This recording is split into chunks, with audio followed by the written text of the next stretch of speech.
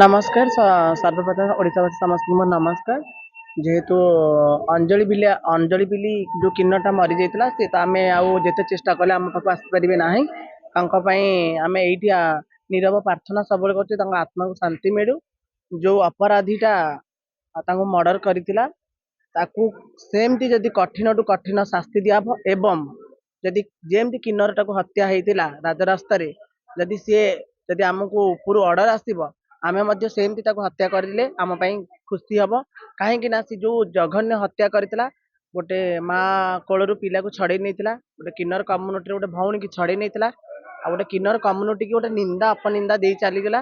तेणुक से से जो लोक काली धराई आ पुलिस भी बहुत तदंत पर धरी धन्यवाद आम पिपिली आईएससी को धन्यवाद से जहाँ एत बड़ चेष्टा पर सक्सेस होती। तेणु जो अंजलि किन्नर मरी घर को 10 लाख दाबी करूँ आम सरकार थ्रु हो जमी मिलवा दरकार घर को प्रदान करने निहाती दरकार से पिला को तो जिते चेष्टा कले आम केभे भी पाइबानी आम दुखित एवं परिवार भी आम दुखित जेहेतु सी प्रथम करके गोटे किन्नर कम्युनिटी आसला सी गोटे जोग शिक्षा मास्टर भी थे।